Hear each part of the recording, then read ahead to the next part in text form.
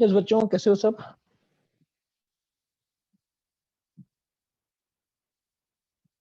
Fine sir. किया कल का रिवीजन? Yes sir. सर हाँ सर एक बार कल का शॉर्ट में रिपीट करो ना, मैं आज ज्वाइन हूँ। हाँ।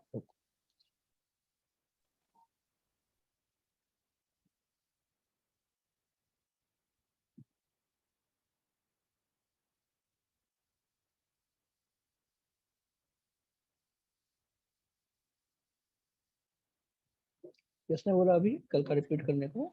स्पर्श।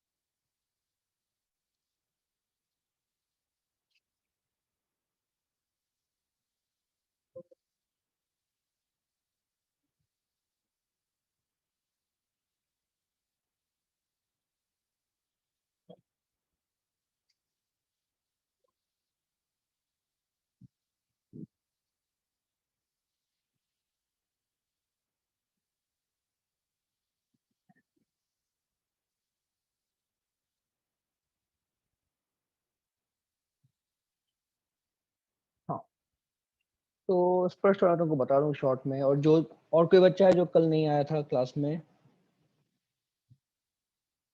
कल का थोड़ा सा हम शॉर्ट रिवीजन कर लेते हैं फटाफट। देखो, कल मैंने कुछ चीजें बताई तुमको बेसिक की पढ़ना कैसे। नोट्स का मैंने लिंक भेजा हुआ है, ओके? तो नोट्स में एक बार वापस पूरा देख लोगे, समझ में आएगा। ये चीजें तुम ना नोट करके रखना है। मैंने बताया था कि तुम्हें एक तो अगले 2 साल पढ़ाई कैसे करनी है, ठीक है? राइट। बाकी तुमको एक टाइम टेबल बताया, टाइम टेबल फॉलो करो, ओके? ये मैंने एक 5 आवर्स का एग्जांपल दिया कि अगर 5 आवर्स तुम्हारे डेली सेल्फ स्टडी होती है, ठीक है, तो कैसे तुम्हें अपना टाइम टेबल बनाना है, तो इस टाइम टेबल को फॉलो करो, ठीक है? बाकी में आते हैं अपन सब्जेक्ट। तो फिजिक्स तुम्हारा क्या होता है, व्हाट इज फिजिक्स, हमने पहले वो डिस्कस किया। Physics is application of mathematics, law of nature, study of natural phenomena, है ना? मतलब हमारे आसपास जो कुछ भी हो रहा है उसको जो हम स्टडी करते हैं वो सब फिजिक्स में काउंट होता है, ओके? फिजिक्स के तुम्हारे ब्रॉडली 3 सेक्शंस हैं: क्लासिकल फिजिक्स, रिलेटिविटी और quantum mechanics, okay? Classical physics तुम्हारा क्या क्या आता है उसमें? मैकेनिक्स, इलेक्ट्रोमैग्नेटिज्म, ऑप्टिक्स, थर्मोडायनामिक्स और वेव्स वगैरह, ओके? मतलब जैसे मैं बात कर रहा हूँ साउंड वेव्स निकलती हैं, वो भी तुम्हारा क्या है? वो क्लासिकल फिजिक्स का पार्ट है, ओके? रिलेटिविटी तुमको पता होगा, आइंस्टीन ने रिलेटिविटी की थ्योरी दी थी, राइट? तो वो जो है तुम्हारा फिलहाल 11th 12th के सिलेबस में है नहीं। तुम मोस्टली 11th 12th में क्लासिकल फिजिक्स सीखोगे। क्वांटम मैकेनिक्स का थोड़ा बहुत चीजें, यानी कि जो एटॉमिक स्ट्रक्चर है वो तुम सीखने वाले हो, ठीक है? और फोटो इलेक्ट्रिक इफेक्ट वगैरह कुछ चीज, पर वो सब नेक्स्ट ईयर है, उसकी टेंशन मत लो। और तुम्हारा चैप्टर जो 1 है फिजिक्स का वो है units and dimensions, okay? Units and dimensions में हमें सबसे पहली चीज हमेशा समझनी होती है फिजिकल क्वांटिटी क्या होती है, ओके? तुम्हारे आसपास जो कुछ भी है, anything that you can measure, तुम मास मेजर कर सकते हो, लेंथ मेजर कर सकते हो, टाइम मेजर कर सकते हो, टेम्परेचर हो गया, करंट हो गया, फोर्स, वेलोसिटी, है ना? तुम्हारी गाड़ी में स्पीडोमीटर होता है ना, स्पीड दिखाता है कितनी है, वॉल्यूम वगैरह सारी चीजें क्या है? फिजिकल क्वांटिटी है। Anything in nature that can be measured is a physical quantity, ठीक है? anything in nature that can be measured is a physical quantity, okay? तो अब तुम्हारा, जैसे मैं अगर लेंथ की बात करूं, तो लेंथ में तुम्हारे पास, तुम लेंथ को सेंटीमीटर में मेजर कर सकते हो, मिलीमीटर में मेजर कर सकते हो, मीटर में, किलोमीटर में, इतने सारे यूनिट होते हैं। तो हर फिजिकल क्वांटिटी में मल्टीपल यूनिट्स होते हैं, ठीक है? और हम कौन सा यूनिट यूज करेंगे डिपेंड करता है कि हमें मेजर क्या करना है, कितनी बड़ी चीज मेजर करनी है। जैसे सन और अर्थ के बीच का डिस्टेंस तुम ना सन और अर्थ के बीच का डिस्टेंस तुम किलोमीटर में मेजर नहीं करोगे, बहुत डिफिकल्ट हो जाएगा। मतलब वैसे किलोमीटर में करते हैं, बट अगर तुम उसको बोले हम मिलीमीटर में मेजर करो, बहुत बड़ा नंबर मिलेगा, मिलीमीटर में नहीं कर सकते। जैसे हमने बताया तुम्हारी एज जो है, अगर मैं पूछूं तुम्हारी एज ईयर्स में कितनी है, तुम फटाफट बता दोगे। अगर मैं पूछूं तुम्हारी एज सेकंड्स में कितनी है, बता पाओगे क्या? मुश्किल होगा, क्योंकि बहुत बड़ा नंबर बन जाएगा। अगर तुम्हारी टोटल एज हमने सेकंड्स में निकाली तो। ओके, तो यूनिट कौन सा यूज करना है वो डिपेंड करता है कि हम क्या मेजर कर रहे हैं। ओके, एनीवेज, तो तुम्हारा मेजरमेंट जो होता है उसमें दो पार्ट होता है, एक नंबर होता है और एक यूनिट होता है। नंबर जैसे तुम्हारा 1 सेंटीमीटर और 1 मीटर, तो दोनों में नंबर 1 है, लेकिन क्या दोनों इक्वल हैं? क्या नहीं है, क्योंकि दोनों का यूनिट अलग है। ओके,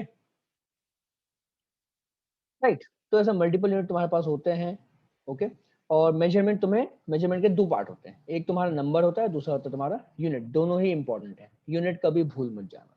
ओके, और बाकी अब जैसे मैं बोलूं कि तुम्हारी फिजिकल क्वांटिटी एक है मास, क्या मैं उसको सेंटीमीटर में मेजर कर सकता हूँ? नहीं कर सकता। क्या मैं लेंथ को किलोग्राम में मेजर कर सकता हूँ? नहीं कर सकता। ऐसा क्यों? क्योंकि मास और लेंथ दो अलग अलग चीजें हैं, दो अलग अलग फिजिकल क्वांटिटीज है। ओके, तो ऐसे तुम्हारे पास दुनिया में बहुत सारी फिजिकल क्वांटिटीज है, बहुत सारी। ओके, डेंसिटी ले लो, एंगल ले लो, रिलेटिव डेंसिटी, फिर तुम्हारा करंट हो गया, इलेक्ट्रिक चार्ज हो गया, फोर्स हो गई, वेलोसिटी, है ना। फिर तुम आगे जाके पढ़ोगे और टॉर्क होता है, एंगुलर मोमेंटम होता है, काफी सारी चीजें हैं, एनर्जी है। ठीक है, तो इतनी सारी फिजिकल क्वांटिटी दुनिया में है, तो हम उनको कैसे ट्रैक करें? तो वहां पे आता है तुम्हारा concept fundamental quantity. Okay, we can choose any 7 of them. हमारे पास फिजिकल क्वांटिटी बहुत सारी, but we can choose any 7 to derive all other quantities. मतलब मेरे पास अगर सिर्फ 7 फिजिकल क्वांटिटीज हैं, तो मैं उनके बेसिस पे बाकी सारी फिजिकल क्वांटिटीज डिराइव कर सकता हूं। अब ये 7 कौन सी होनी चाहिए, ये तुम खुद डिसाइड कर सकते हो, तुम्हारी मर्जी है। ओके, मतलब तुम्हारी मर्जी, मतलब साइंटिफिक कम्युनिटी की ने एक डिसाइड किया कि हम इन 7 को यूज करेंगे। मतलब ऐसा कुछ नहीं है कि तुम, मतलब नेचर ने जो फंडामेंटल क्वांटिटीज, सबसे जो बेसिक क्वांटिटीज बनाई है, हमें उनको यूज करना। नेचर के हिसाब से हमें चलने की जरूरत नहीं है। यहाँ पे हमें अपने हिसाब से क्या कंफर्टेबल लगता है हम वो यूज करेंगे। अब कंफर्टेबल हमें कैसे लगेगा, उसके दो पैरामीटर है। जो हमारे 7 फिजिकल क्वांटिटीज हैं, वो हम कैसे सिलेक्ट करते हैं, उनकी ये क्वालिटीज होनी चाहिए। पहला तो है इजी टू मेजर, ओके, और दूसरा है easy to replicate the measuring process. Easy to measure मतलब, मैं अगर अभी तुमको बोलूं लेंथ मेजर करके बताओ, सब फटाफट मेजर करके दोगे। सर ये मेरी हाइट इतनी है। या मैं तुमको बोलूं, मैं तुमको सपोज मैंने तुमको एक प्लेट दे दी। ओके, एक रेक्टेंगुलर शीट मैंने दे दी, रेक्टेंगुलर प्लेट दे दी। मैं पूछा तुम सबको कि उसकी लेंथ और ब्रेड्थ मेजर करके बताओ, तो सब लोग फटाफट करके दोगे कि सर इसकी लेंथ इतनी है, ब्रेड्थ इतनी है। एरिया भी बता दोगे, सर एरिया इतनी है। तो लेंथ मेजर करना बहुत आसान है। Okay, length is easy to measure. और लेंथ हम मेजर कैसे करते हैं? हम एक स्केल यूज करते हैं, राइट। सबके पेंसिल बॉक्स में एक स्केल रहती है। तो लेंथ मेजर करने का जो तरीका है, यानी कि स्केल, उसको हम इजीली डुप्लीकेट कर सकते हैं। मतलब अगर तुम्हारे पेंसिल बॉक्स में एक स्केल है, तुम उसको यूज करके पेपर पे एक और नई स्केल तैयार कर सकते हो, राइट। तो स्केल बनाना बहुत आसान है। ओके, तो तुम्हारा जो लेंथ है वो दोनों क्वालिटी सेटिस्फाई कर रहा है। ऐसे अगर मैं पूछूं टाइम, तो सबके पास क्लॉक है, वॉच है ना। वॉच मतलब आसान चीज नहीं है, watch is a little complicated, but फिर भी वॉच सबके पास, मतलब वॉच बनाना आसान काम है। ओके, तो लेंथ तुम्हारा फंडामेंटल क्वांटिटी बन सकती है, टाइम फंडामेंटल क्वांटिटी बन सकती है। वेट की बात करें, वजन की, तो वजन भी तुम्हारा फंडामेंटल क्वांटिटी है। क्यों? वजन मेजर करना आसान है। किराने की दुकान पे जाओ, किराने वाला तुमको बता देगा साहब इसमें इतना वजन है ना। लेकिन क्या किराने वाला साइंस पढ़ा हुआ है? नहीं पढ़ा हुआ है, फिर भी उसको वजन मेजर करना आता है। ओके, तो ये कुछ बेसिक चीजें हैं कि मतलब तुम्हारा ये अगर क्वालिटी सेटिस्फाई हो रही है, तो तुम फंडामेंटल क्वालिटी डिसाइड कर सकते हो। अब हमारे पास 7 फंडामेंटल क्वांटिटीज हैं सॉरी। तो कौन सी वो मैं तुमको बताता हूँ। ओके, उसके पहले मुझे ये बताओ, मैंने कल होमवर्क दिया था 5 क्वेश्चन, किस किसने कर लिया? Sir, tell me the answer of second number question. I want to check it.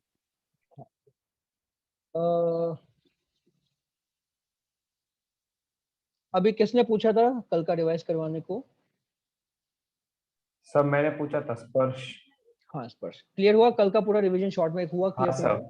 Thank you sir. Yes. बाकी एक बार नोट्स को वापस गो थ्रू करना, ज्यादा कुछ डिफिकल्ट नहीं है, अभी तक हमने कुछ कल बहुत ज्यादा कवर नहीं किया है, ठीक है? हाँ एकदम सर। ध्यान से सुनो अभी, ओके? कुछ भी सर डाउट आता है स्पर्श पूछ लेना। हाँ ओके बोल। सर। सर हम्म सर नोट्स कहाँ मिलेंगे? नोट्स मैंने लिंक भेजा है, वो सर शायद तुमको अभी तक शेयर नहीं कर पाए, मैं उनको एक बार बोलता हूँ दोबारा, ठीक है? Okay sir. हाँ ओके। तो सबसे पहले डेसीमीटर क्या होता है तुम्हारा?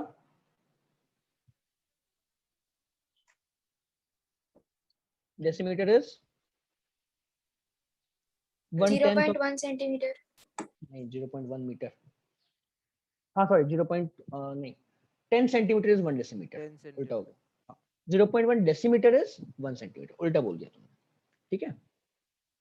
मीटर आता है, मीटर के बाद डेसी आता है, डेसी के बाद सेंटी आता है, सेंटी के बाद मिली आता है, ओके?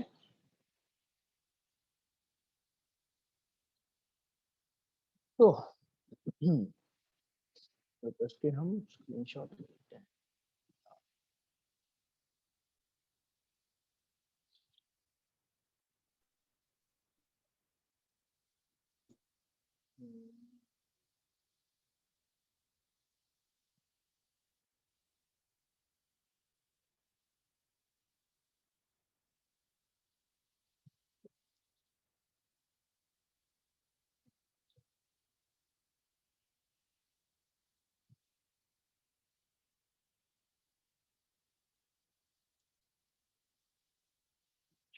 आज का तुम्हारा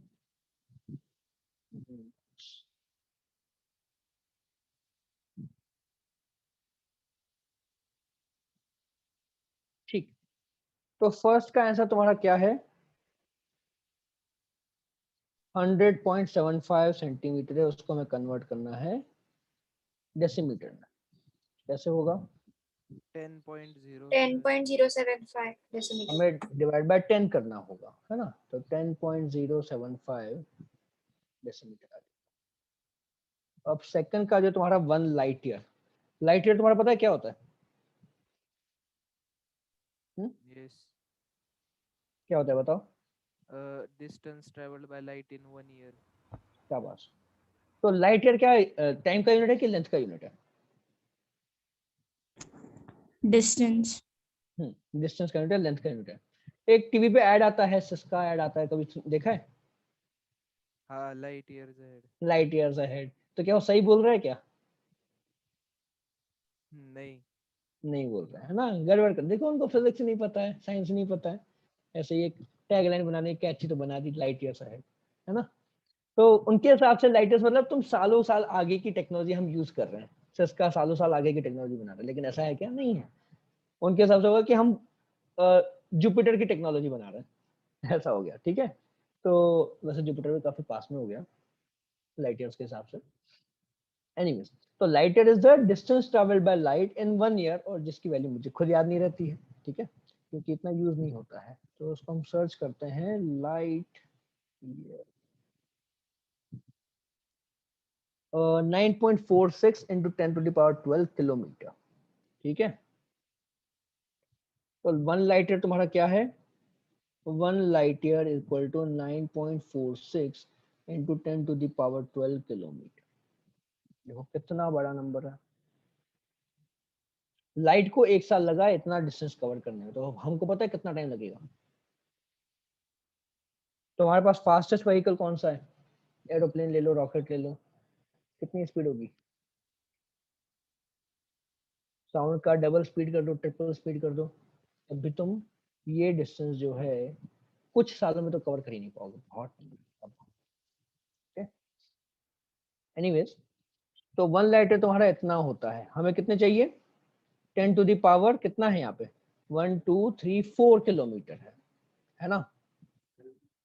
तो 10 टू द पावर 4 किलोमीटर कितना होगा? इसको यहाँ पे डिनोमिनेटर में ले जाओ, या चलो मैं पहले तुमको पूरा प्रोसेस लिख के बताता हूँ। तो 1 divided by 9.46 into 10 to the power 12 light year equal to 1 kilometre हो जाएगा, ठीक है? ये फैक्टर को मैं नीचे ले गया। क्लियर? अब मुझे चाहिए 10⁴ किलोमीटर, तो वो कितना हो जाएगा तुम्हारा 10⁴ डिवाइड बाय 9.46 इंटू 10⁻12 लाइट। ये हुआ क्लियर?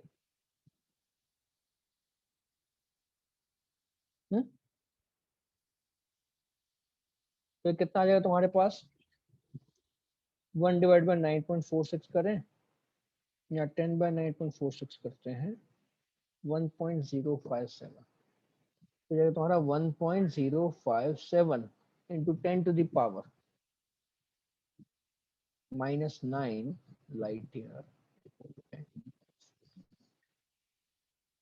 ये आंसर आया क्या सबका? Yes. Yes, sir. Very good. किसी को भी डाउट इसमें? सबका No, knowledge sir. Light years ahead पहुंच गया? गुड। हाँ, सबने अपनी एज निकाली सेकंड्स में?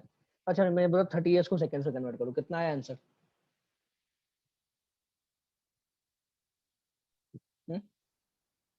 Sir, सर 9 डिजिट नंबर है। कितना आया आंसर? sir, 94,67,08,560 seconds. 94 करोड़ के आसपास में है, देखते हैं। ठीक है, 3/3 है ना? तो हमें 1 ईयर कितना होता है? 365 डेज।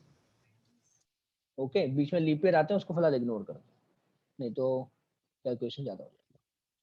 365 डेज हुआ, और 1 डे कितना होता है तुम्हारा?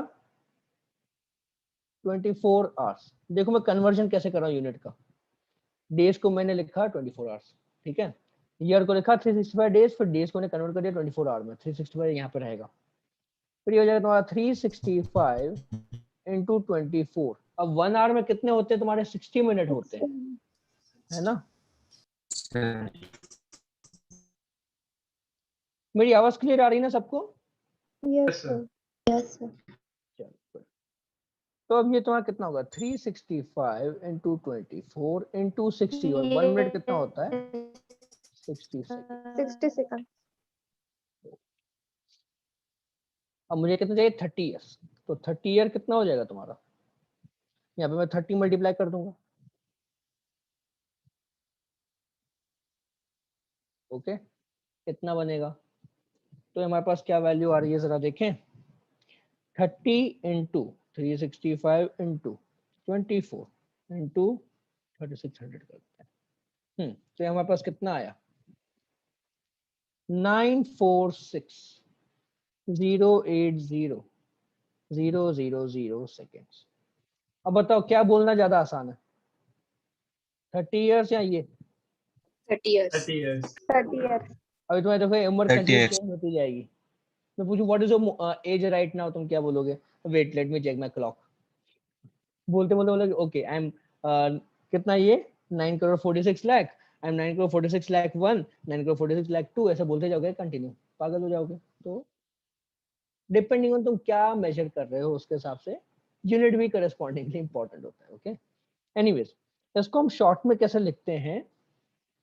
इसको हम लिख सकते हैं, यहाँ पे देखो 1 2 3 4 5 6 7 8 9.46 into 10⁸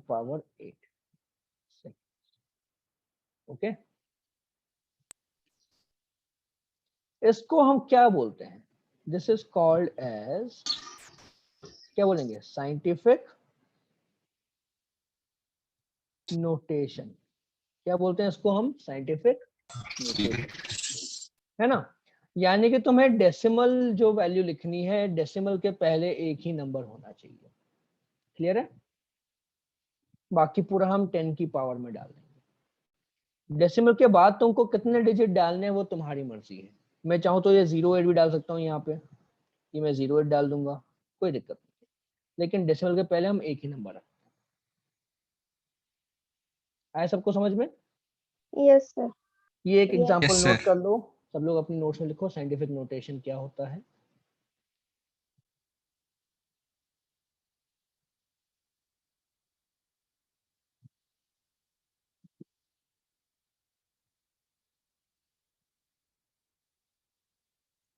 किसी को भी कुछ भी कहीं भी डाउट आता है फटाफट पूछ लेना, बिल्कुल नहीं शर्माना, बिल्कुल नहीं सोचना, पूछ लेना। जितने डाउट क्लियर करोगे उतना सीखोगे।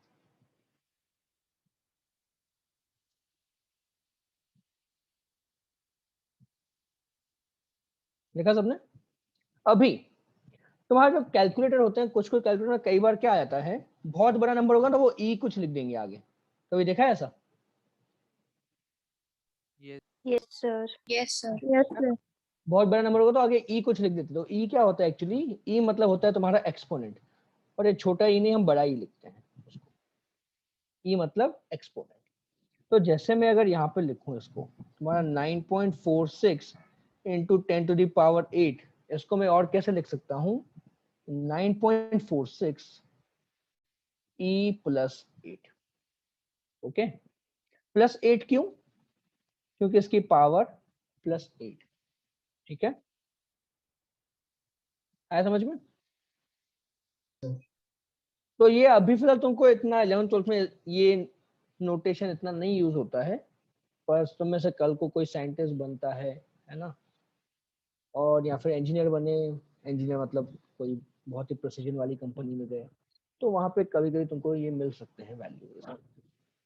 बाकी डे टू डे लाइफ में तो ये यूज नहीं होता है। समझ में आया? 10⁸ 8 क्या होगा? E plus 8। तो अगर मैं बोलूँ तुमको 8.12 इंटू 10⁻⁻8, इसको मैं कैसे लिखूंगा?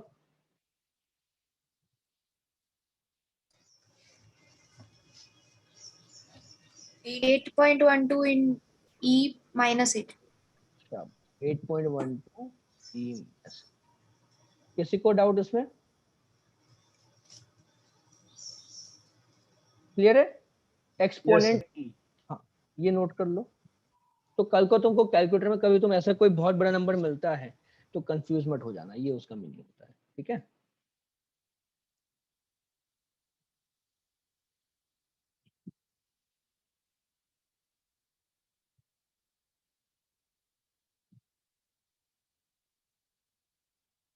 और कभी कभी ये प्लस साइन भी नहीं होता है। ठीक है, उसको हम ऐसे लिख देते हैं 9.46 E8। तो E8 मतलब एक्सपोनेंट 8, और माइनस आएंगे तो ऑब्वियसली तुमको माइनस तो दिखाना ही पड़ेगा, है ना? देखा सबने? अब next question,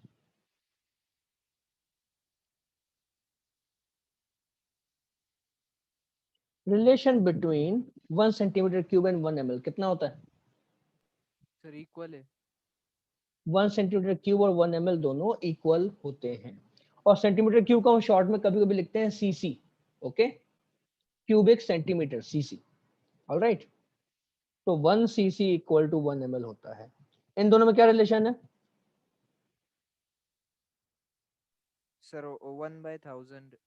1 meter cube is equal to 1/1000 liters. नहीं, उल्टा बोल दिया। देखो, अब ये 30 के लिखा, थर्ड क्वेश्चन, अभी fourth question. 1 cubic centimetre is equal to 1 millilitre होता है। ठीक है, अब इसको हम कन्वर्ट करते हैं। 1 सेंटीमीटर तुम्हारा क्या हुआ? 10⁻⁻2 मीटर हुआ क्या? उसका मुझे क्यूब करना है। ध्यान से देखो, सेंटीमीटर को मैं लिखूंगा 10⁻⁻2 मीटर, मुझे उसका क्यूब करना है। Okay, this is equal to, milli मतलब क्या होता है तुम्हारा? 10⁻³ लीटर। किसी को इसमें डाउट? No, sir. No. अभी 10⁻⁻2 टू द पावर 3 क्या होगा?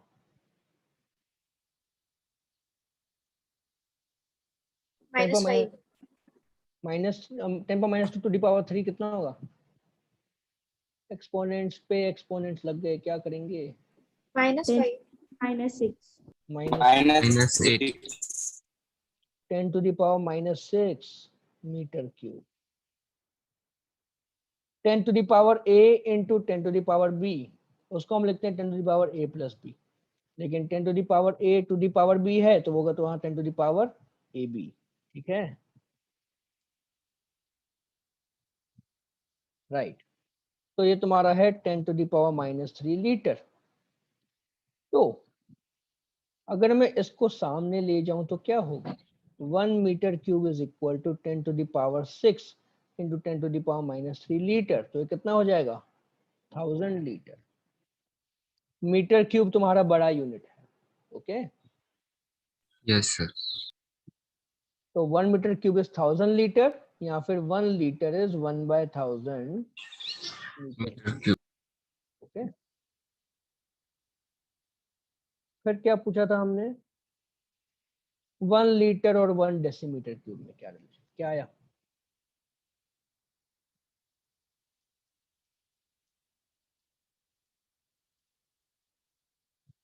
1 liter is equal to 10⁻⁶ decimeter cube. Is it correct? No.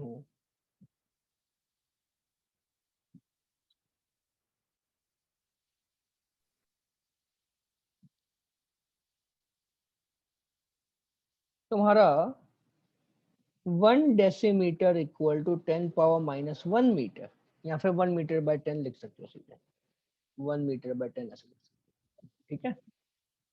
तो तुम्हारा 1 मीटर कितना हो गया, 10 डेसीमीटर। अब इसको हम देखते हैं, Yes.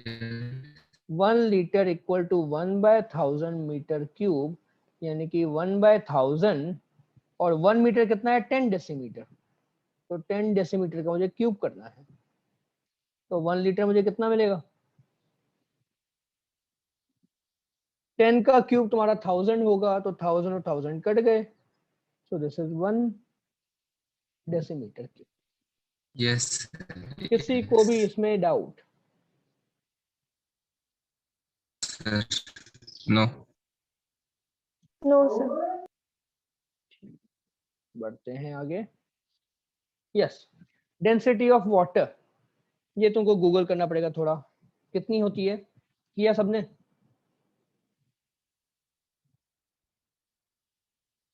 बहुत ही आसान नंबर आता है इसका।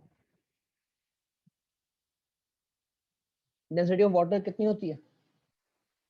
Sir 1000 kg per meter cube. 1000 kg per metre.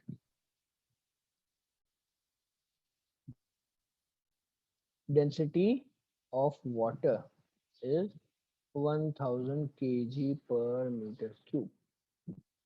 फिर क्या पूछा है, ग्राम पर ml में निकालना है। 1000 किलोग्राम कितना हो रहा है तुम्हारा, 1000 ग्राम्स होता है क्या? हाँ और 1 मीटर Yes. क्यूब कितना होगा, 1 मीटर तुम्हारा कितना होता है, 100 सेंटीमीटर होगा, सेंटीमीटर. उसका क्यूब करें तो तुम्हें कितना मिलेगा, यहाँ पे 6 जीरो है, इधर 100 की क्यूब है, तो कितने जीरो बनेंगे,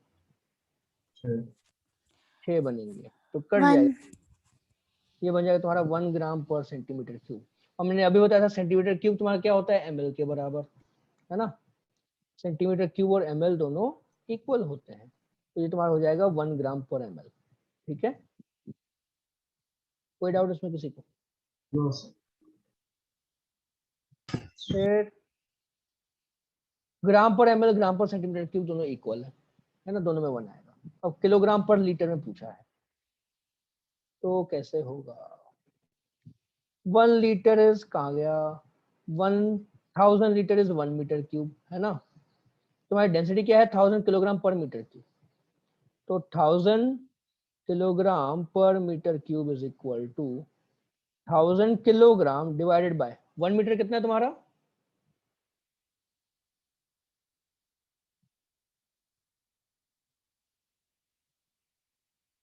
एक second,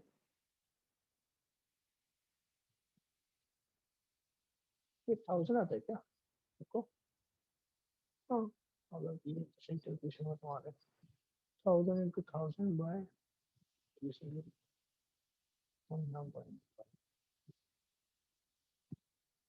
sir density of water 997 है।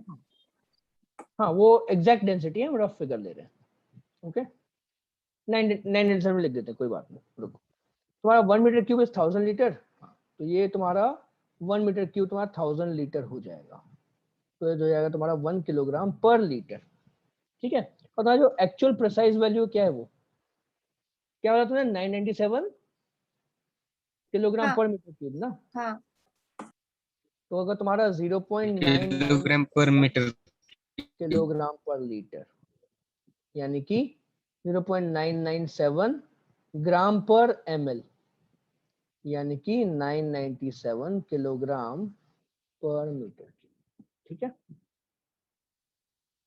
एग्जैक्ट वैल्यू अगर हम देखें, पर हम मोस्टली तुम्हारे जो आगे पढ़ोगे तुम सारे क्वेश्चन मोस्टली ये 1000 वाली वैल्यू ही यूज करोगे।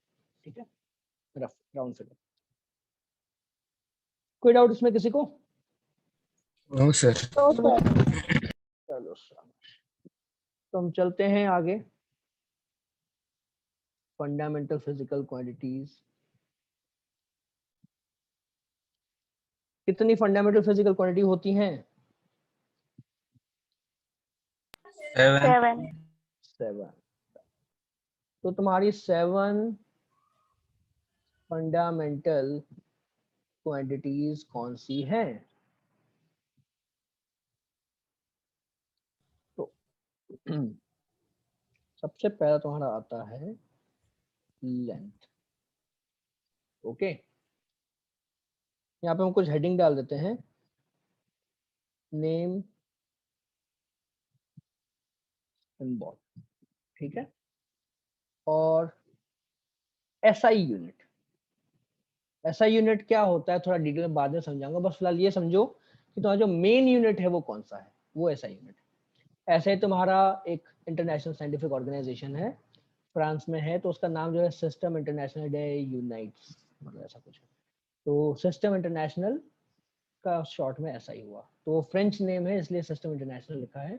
हम उसको क्या बोलेंगे, इंटरनेशनल सिस्टम ऑफ यूनिट्स। हम शॉर्ट में क्या बोलेंगे इसको, इंटरनेशनल सिस्टम ऑफ यूनिट्स या एसआई यूनिट्स। ठीक है, तो लेंथ है, लेंथ का तुम्हारा सिंबल है एल, मतलब तुम कुछ और सिंबल भी यूज कर सकते हो बट हम मतलब सिंबल एल एल यूज करेंगे इन मोस्ट केसेस। ठीक है, उसका ऐसा यूनिट होगा तुम्हारा मीटर। कोई डाउट इसमें? No sir.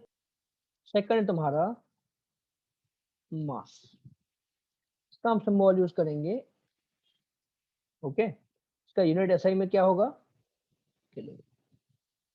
ऑलराइट, देन तुम्हारा जो थर्ड यूनिट आता है टाइम। टाइम, सिंबल हम यूज करेंगे टी, और इसका यूनिट क्या होगा, ऐसा यूनिट सेकंड। ठीक है,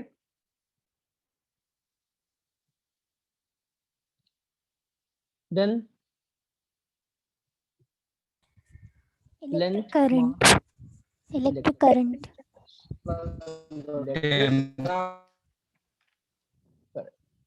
इसका हम सिंबल यूज कर सकते हैं, आई यूज कर सकते हैं। ठीक है, जब भी तुमने ओम्स लॉ के क्वेश्चन सॉल्व किए होंगे आई आई लिखते हो ना करंट के लिए, पर इसका तुम्हारा ऐसा यूनिट है वो है एम्पियर। एम्पियर को हम शॉर्ट में लिखते हैं ए। अब एक चीज यहाँ पे समझो, इसका जो सिंबल है मीटर का सिंबल एम, ये हमने स्मॉल में लिखा, किलोग्राम का सिंबल हमने स्मॉल में लिखा, सेकंड का सिंबल हमने स्मॉल में लिखा, लेकिन एम्पियर का सिंबल हमने कैपिटल में लिखा है। ऐसा क्यों?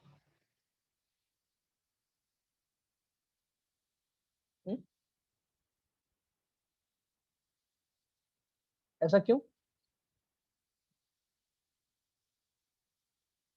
इन सब के सिंबल स्मॉल लेटर्स में, लेकिन इसका सिंबल हमने कैपिटल लेटर में लिखा है, क्योंकि fill in the blanks। शायद इसके मीटर का जैसे किलोमीटर होता है वैसे एम्पेयर का दूसरा कोई। ऐसा नहीं है, एम्पेयर का तुम किलो एम्पेयर मिली एम्पेयर बना सकते हो, लेकिन एम्पेयर ना एक साइंटिस्ट का नाम था। ओके, तो अगर तुमने किसी फिजिकल क्वांटिटी का यूनिट किसी साइंटिस्ट के नाम पे रखा तो हम वो यूनिट कैपिटल में लिखते हैं, अदरवाइज हम उसको स्मॉल में लिखते हैं। ठीक है, क्लियर? यस। जैसे तुम्हारा फोर्स का यूनिट क्या होता है, न्यूटन। न्यूटन। न्यूटन किसका नाम था क्या? सर आइजैक न्यूटन नाम था, राइट? तो न्यूटन का कॉलम हम Yes, कैपिटल एन में लिखते हैं ना। Yes, sir. yes, yes, sir. Isaac Newton. फिर फिफ्थ यूनिट क्या होगा? Fundamental Temperature. टेम्परेचर।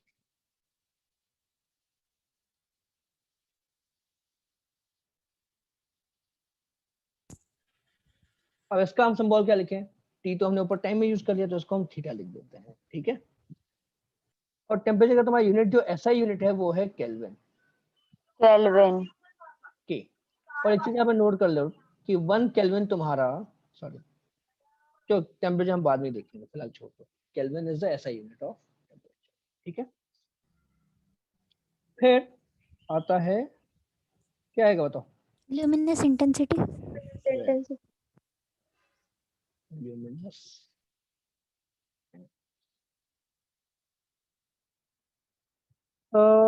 इसका हम सिंबल क्या लिख सकते हैं?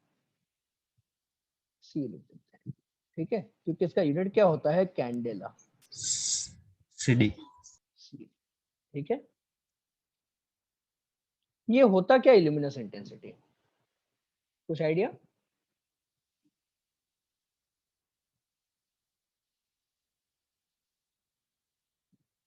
देखो, जैसे अगर हम बात करें, एक छोटा सा बल्ब है और एक बड़ा ब्राइट बल्ब, जो स्टेडियम में बल्ब लगते हैं वो वाला, दोनों में से ज्यादा ब्राइट कौन होगा? बड़ा वाला बल्ब ज्यादा ब्राइट होगा, है ना? तो दैट मीन्स उसकी ल्यूमिनस इंटेंसिटी ज्यादा है, ओके। एक दूसरी बात समझते हैं। एक बल्ब है ना, जैसे मैं यहाँ पे लूँ एक तुम्हारा बल्ब, ठीक है, मैं यहाँ पे खड़ा हूँ और मैं फिर यहाँ पे खड़ा हूँ, मुझे बल्ब ज्यादा ब्राइट कब दिखेगा? क्लोज रेंज में। मैं यहाँ पे रहूंगा तो मुझे बल्ब ज्यादा ब्राइट दिखेगा, यहाँ पे रहूंगा तो बल्ब कम ब्राइट दिखेगा। यानी कि यहाँ पे जो बल्ब की रोशनी आ रही है उसकी ल्यूमिनस इंटेंसिटी ज्यादा है और यहाँ पे ल्यूमिनस इंटेंसिटी कम है। तो बेसिक तुम शॉर्ट में क्या बोल सकते हो कि luminous intensity is measure of brightness, okay.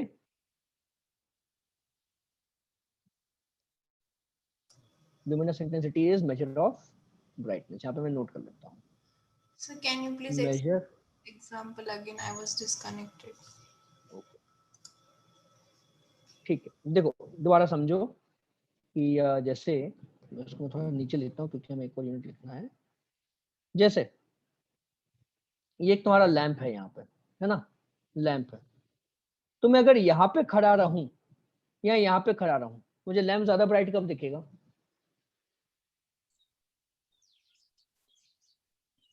बताओ। When we are closer. When we are closer हमें ज्यादा ब्राइट दिखेगा, है ना। तो यहाँ पे तुम्हारी ल्यूमिनस इंटेंसिटी ज्यादा है, यहाँ पे कम है, ठीक है। तो यहाँ पे ल्यूमिनस इंटेंसिटी इज मोर, ठीक है, यहाँ पे luminous intensity is less, okay, correct. तो यानी कि ल्यूमिनस इंटेंसिटी क्या है तुम्हारा? It's a measure of brightness. Object कितना ब्राइट है वो इससे पता चलता है, ठीक है। अब जैसे मैं पूछूं सन की या मून की, किसकी ल्यूमिनस इंटेंसिटी ज्यादा होगी? सन की। सर सन की ज्यादा, ठीक है। क्या होगा? Length, mass, time, current, temperature, luminous intensity और सेवंथ क्या होता है? Quantity of Amount of amount of amount of substance। क्या होता है ये तुम्हारा? जैसे मतलब बेसिकली हम बोलें कि ये एक काइंड ऑफ काउंट करके बता रहे चीजें कितनी है, ओके। काउंट, ये बेसिकली एक काउंटिंग है। तो जैसे मैं अगर पूछूं कि तुम्हारे पास अगर 1 किलोग्राम का एक आयरन का ऑब्जेक्ट है तो उसमें कितने मॉलिक्यूल्स हैं, तो वो मेजर हमें इससे पता चलता है, ठीक है। अगर मैं पूछूं तुमको कि जैसे तुम्हारे पास 1 किलोग्राम आयरन है और 1 किलोग्राम वाटर है, तो दोनों में से ज्यादा मॉलिक्यूल्स किसके पास होंगे? वो मैं कैसे मेजर करूंगा, अमाउंट ऑफ सब्सटेंस मेजर करके। ठीक है, तो इसका जो सिंबल है, सिंबल में कुछ भी लिख सकते हो, वैसे मोल ही लिख देते हैं। ठीक है, क्योंकि इसका जो ऐसा यूनिट है वो है मोल। ओके, ये तुम केमिस्ट्री में भी बहुत जल्दी सीखोगे, स्टार्टिंग में तुम पढ़ते हो केमिस्ट्री में मोल क्या होता है। ओके, तो मैं इसमें ज्यादा डिटेल में फिलहाल नहीं जाता, ये तुम केमिस्ट्री में सीखने वाले हो। ओके, तो ये तुम्हारी 7 फिजिकल क्वांटिटीज है, नोट कर लो इसको। नोट किया सबने? सर एक मिनट।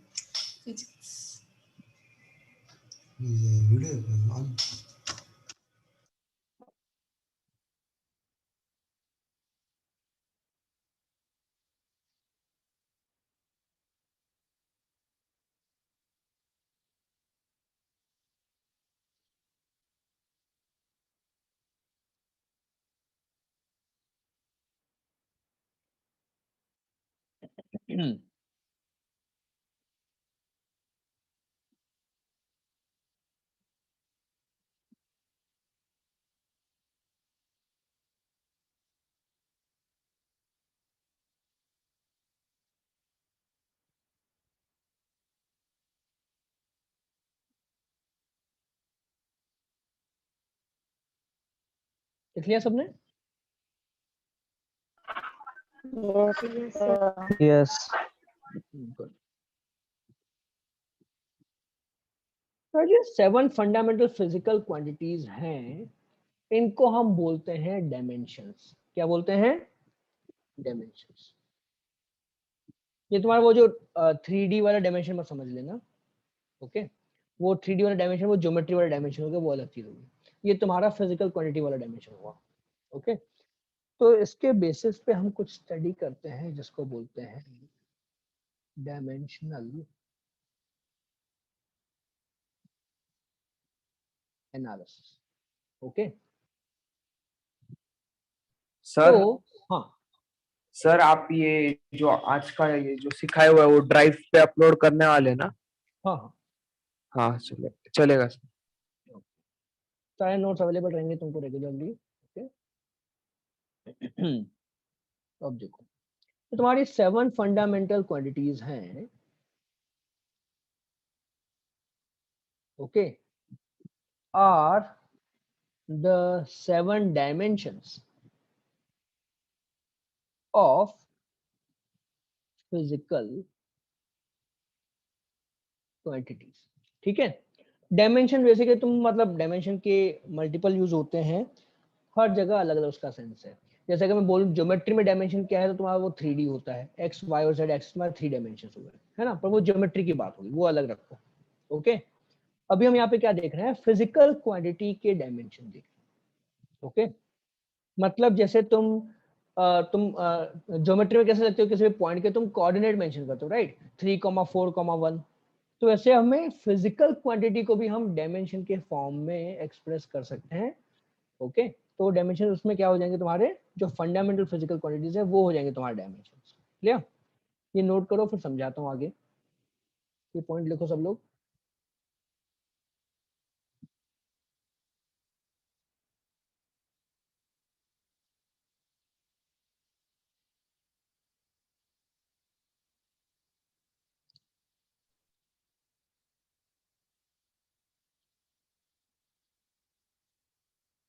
लिख लिया सबने? Yes sir. ओके, तो we express any physical quantity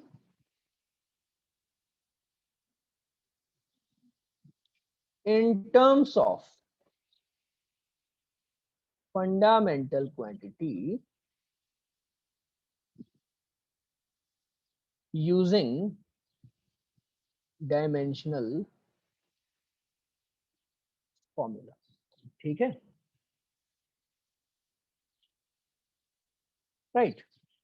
तुम्हारे 7 फिजिकल क्वांटिटी, तुम्हारे 7 डायमेंशन बनेंगे, उनके बेसिस पे हम हर फिजिकल क्वांटिटी को एक्सप्रेस कर सकते हैं। कैसे एक्सप्रेस करेंगे, समझो ध्यान से। जैसे मैं एग्जांपल लूं, स्पीड, स्पीड की डेफिनेशन क्या होती है?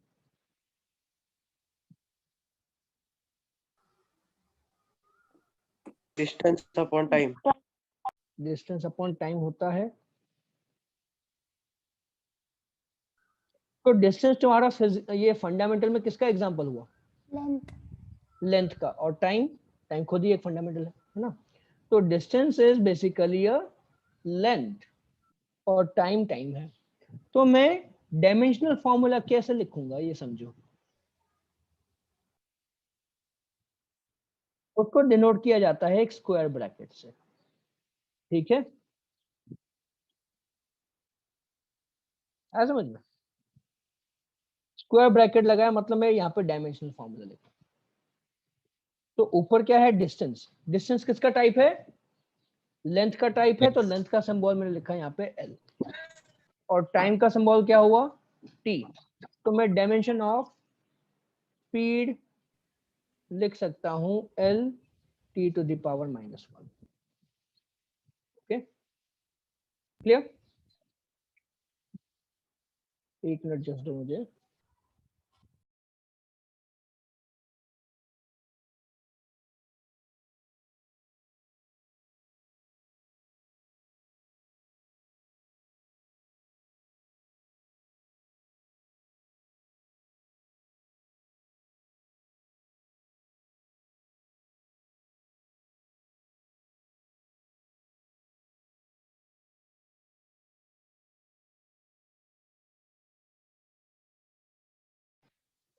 हाँ, राइट। तो तुम्हारा ये समझ में आया क्या होता है डायमेंशनल फॉर्मूला? ये नोट यस करो, सर। नोट करो Yes. उसको।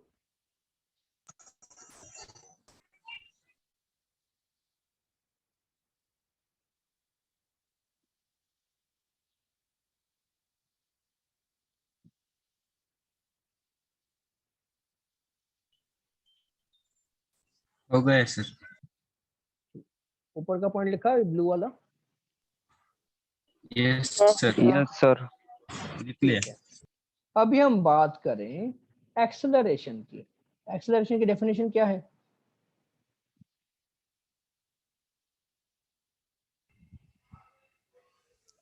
Change in Velocity velocity. upon time. Change in velocity upon time. और देखो, तुम चेंज इन वेलोसिटी को तुम कैसे लिखते हो? मतलब बेसिकली उसका यूनिट तो तुम मीटर पर सेकंड में लिखोगे ना?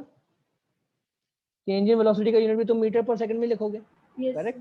तो मैं यहाँ पे लिख सकता हूँ A yes. Equal to delta S by time. Delta S तुम्हारा क्या होता है? चेंज। जब भी हम चेंज मेंशन करते हैं हम डेल्टा लिखते हैं, ठीक है? तो देखिए तुम्हारा बार यस बार सर। यूज होगा। ओके, चेंज इन समथिंग मतलब डेल्टा। तो चेंज इन वेलोसिटी तुम्हारा डेल्टा एस हो जाएगा। तो अब मुझे अगर डायमेंशंस ऑफ एक्सेलरेशन निकालने हैं तो वो क्या होंगे? Dimensions of delta S divided by dimensions of T. तो डेल्टा एस यानी कि तुम्हारी स्पीड हुई, और स्पीड का डायमेंशन क्या है? L T to the power -1 और डिवाइड बाय फिर से टी आ गया। कोई डाउट इसमें किसी को? नो No, ये sir. तुम्हारा कितना हो जाएगा? L T to the power -2। आया समझ में? तो देखो मैंने एक्सेलरेशन को फंडामेंटल फिजिकल क्वांटिटीज की टर्म्स में लिखा है। ओके, समझ में आया सबको? नोट करो sir.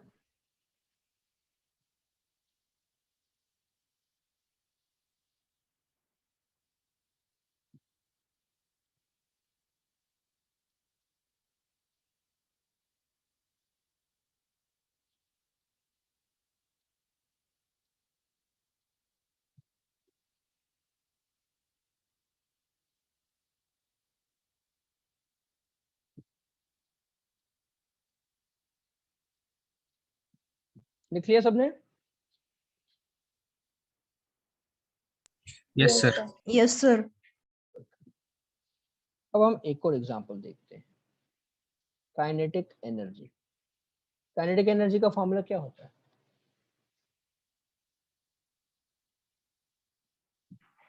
mv square. Half mv. mv square by 2 होता है ना। यस।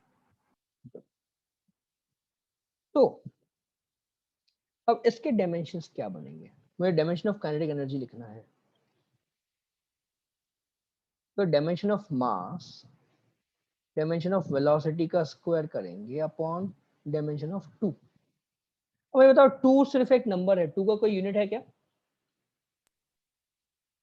No sir. मतलब तुम बोल सकते हो 2 इज तुम्हारा किलो मास है, या 2 तुम्हारा लेंथ है, या 2 तुम्हारा टाइम है, कुछ है क्या? वो नहीं सर, नो। नहीं है। तो ये जो है तुम्हारा डायमेंशनलेस क्वांटिटी है। This is dimensionless. ठीक है। डायमेंशनलेस मतलब इसमें कोई डायमेंशन नहीं, मतलब इसका ना एम है, ना लेंथ है, ना टाइम है, कुछ भी नहीं है, जस्ट एक नंबर है। तो एक नंबर का कभी डायमेंशन होता नहीं है। तो तुम्हारा डायमेंशन ऑफ मास कितना होगा? एम होगा, है ना। और डायमेंशन ऑफ स्पीड कितना होगा? L T to the power -1 उसका स्क्वायर, और डिवाइड बाय जिसका डायमेंशन नहीं उसको हम 1 लिख देंगे, है ना। यानी कि हम इसको एम की पावर 0 भी लिख सकते हैं। ठीक है, ऑलराइट। तो ये तुम्हारा कितना हो जाएगा? डायमेंशन ऑफ काइनेटिक एनर्जी हो जाएगा M L square T to the power -2। ये आया समझ में?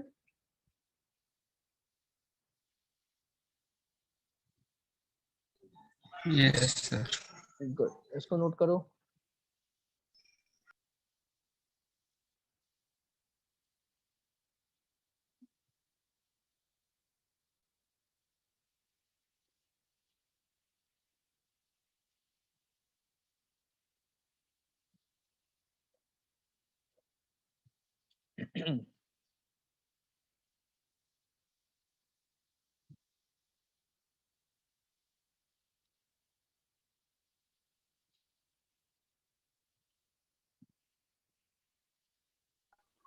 Done, sir. ओके, ठीक है। तो हम किसी भी फिजिकल क्वांटिटी को डायमेंशन के टर्म्स में एक्सप्रेस कर सकते हैं, है ना। और तुम्हारी डायमेंशनलेस क्वांटिटी है तो हम उसको कैसे लिख सकते हैं? अगर डायमेंशनलेस है तो जैसे तुम्हारा मैंने 2 लिखा, तो उसको मैं या तो m की पावर 0, l की पावर 0, t की पावर 0 लिखूं, या फिर सिंपली 1 लिखूं। ठीक है। तो मोस्टली तुम ये प्रेफर करो लिखने का तुम्हारे एग्जाम्स में। ठीक, यहाँ पे छोटा सा स्टार लगा। ओके। तो डायमेंशनलेस क्वांटिटी को हम ऐसे भी लिख सकते हैं, ऐसे भी लिख सकते हैं, बट ये ज्यादा प्रेफर्ड रहेगा तुमको जब एग्जाम में स्कूल में लिखना है तो। ठीक है,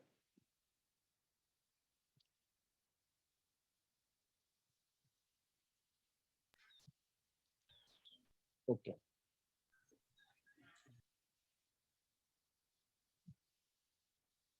अभी हम आते हैं, हमने देखो 7 फंडामेंटल फिजिकल क्वांटिटीज देखी जिनको हम यूज करके किसी भी फिजिकल क्वांटिटी का हम डायमेंशंस पता कर सकते हैं। ठीक है। इसके अलावा तुम्हारे पास 2 और सप्लीमेंट्री फिजिकल क्वांटिटीज जो एसआई ने डिफाइन की है। 2 सप्लीमेंट्री क्वांटिटीज। ठीक है, 7 फंडामेंटल प्लस 2 सप्लीमेंट्री। ऑलराइट, ये तुम्हारे इंपॉर्टेंट फिजिकल क्वांटिटीज हैं। तो 7 फंडामेंटल, ओके, प्लस 2 सप्लीमेंट्री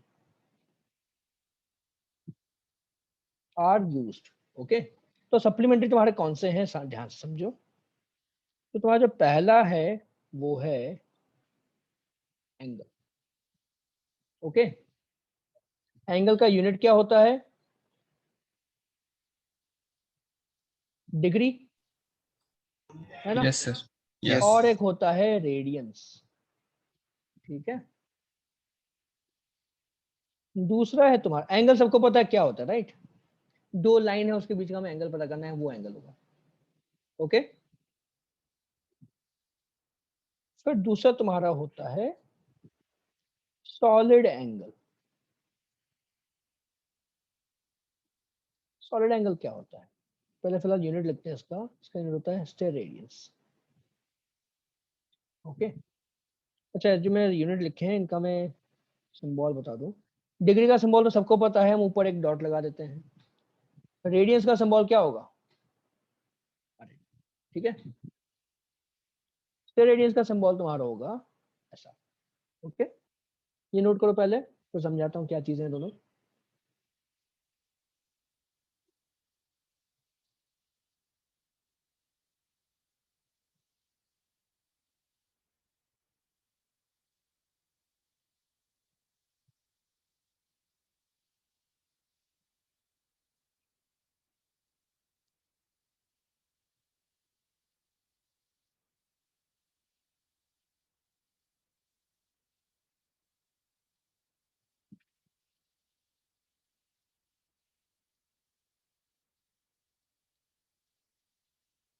लिख लिया? Yes, sir. पता जैसे एंगल क्या होता है, हम एक ये कुछ मेजर करते हैं, इसको हम एंगल बोलते हैं, राइट? है ना? तो ये क्या है तुम्हारा? एक रोटेशनल मेजर है।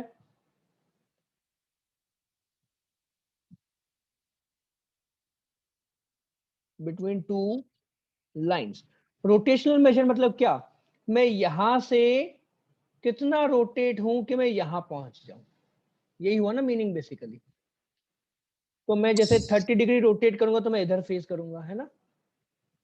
जैसे अगर तुम ईस्ट की तरफ हो तो तुम कितना रोटेट होगे कि नॉर्थ की तरफ हो जाओ, बताओ। If you are facing east तो कितना 90 रोटेट होने पे? नॉर्थ, 90 डिग्री, है ना? अब मैं पूछूं if you are facing east, how much should you rotate to face west? 180। 180। 180 degree. 180, है ना? तो हम रोटेट कर रहे हैं तो इट्स अ रोटेशनल मेजर। ठीक है, ऐसे ही तुम्हारा जो सॉलिड एंगल होता है वो क्या होता है? Solid angle is a 3D angle, ये बोल सकते हो। जैसे पहले एक सिंपल कॉन्सेप्ट समझो, ये दो लाइंस हैं, इनके बीच में कुछ एंगल है। अगर मैं इन दोनों लाइंस को ज्यादा ओपन करूं तो एंगल बढ़ जाएगा, अगर मैं इन दोनों लाइंस को क्लोज करूं तो एंगल कम हो जाएगा, राइट? Yes sir. वैसे तुम्हारा सॉलिड एंगल 3D एंगल है, वो क्या मेजर करता है? 3D स्पेस मेजर करता है। तो जैसे एग्जांपल ले हम कोन का, कोन का एग्जांपल दिया,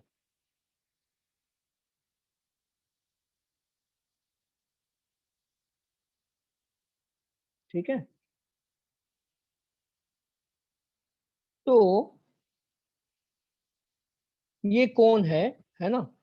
तो इसका जो सॉलिड एंगल हम ऐसा कुछ डिनोट कर सकते हैं कि भाई एक कोन जो है कितना वाइड ओपन है, वो एक सॉलिड एंगल से डिनोट किया जाता है।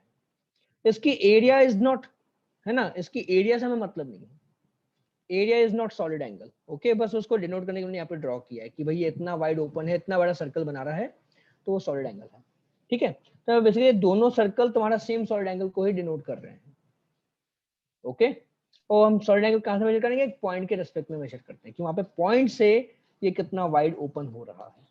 ठीक है, आया समझ में? Yes sir. Yes, sir. फिर एक और एग्जांपल हम क्या ले सकते हैं, जैसे यहाँ पे मैंने एक लिया, एक वॉल लिया, ठीक है? तो तुम्हारी जो वॉल है,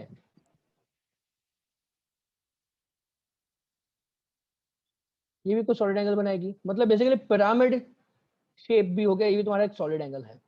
ठीक है, तो यहाँ पे ये कितना ओपन है वो हम सॉलिड एंगल से डिनोट करते हैं। ठीक है, जैसे मैं तुमको एक सिंपल एग्जांपल देता हूँ। ओके, तुम्हारे घर की एक वॉल है, तुमको उस वॉल की पिक्चर लेनी है। ओके, तुमको उस वॉल की पिक्चर लेनी है, तो तुम कैमरा को वॉल के पास में ले जाओगे या उससे दूर ले जाओगे पूरे वॉल की पिक्चर लेने के लिए? दूर सर। दूर से। दूर ले जाएंगे। ऐसा क्यों? क्योंकि अगर तुम बहुत पास में रहोगे वॉल के तो तुम्हारा ये ज्यादा ओपन हो रहा है, मतलब तुम अगर तुम्हारे कैमरा से लाइंस खींचो तो जो पूरा एक कोन या पिरामिड बन रहा है, पिरामिड ज्यादा ओपन है ना? Yes sir. लेकिन अगर तुम कैमरा को दूर ले गए तो ये जो पिरामिड है तुम्हारा कम ओपन है ना? या सर या। ओके, तो ये तुम्हारा सॉलिड एंगल का थोड़ा आइडिया मैं तुमको दे रहा हूँ क्या होता है। ठीक है, तो मैं जैसे यहाँ पे रखूं तो रेक्टेंगल सेम है, लेकिन यहाँ पे लिख सकता हूं मोर सॉलिड एंगल एट पी, ये तुम्हारा पॉइंट पी में बोल दूं है। ठीक है, और यहाँ पे तुम्हारा क्या है,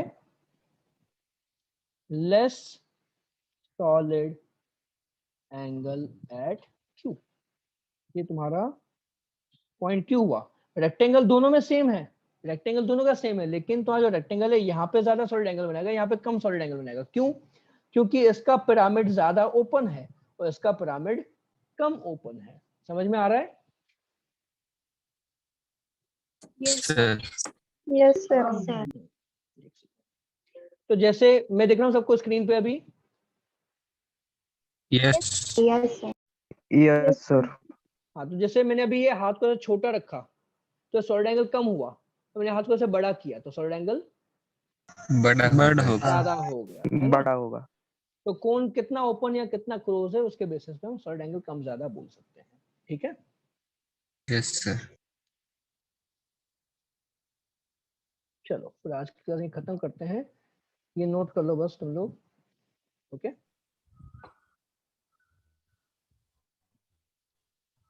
फिर कुछ क्वेश्चन मैं तुमको भेजता हूँ प्रैक्टिस के लिए, वो सबको मैसेज में आ जाएंगे।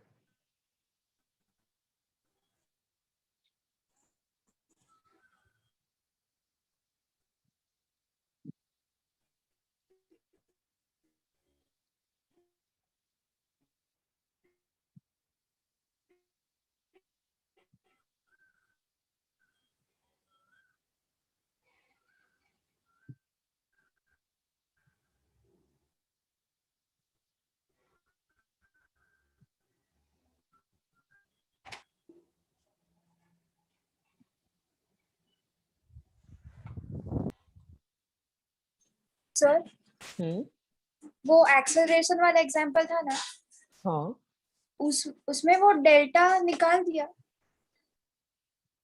मुझे एक बात बताओ, तुम स्पीड को कैसे लिखते हो, मीटर पर सेकंड में? हाँ, अब चेंज इन स्पीड को तुम कैसे लिखते हो? वो भी मीटर पर सेकंड में लिखोगे ना?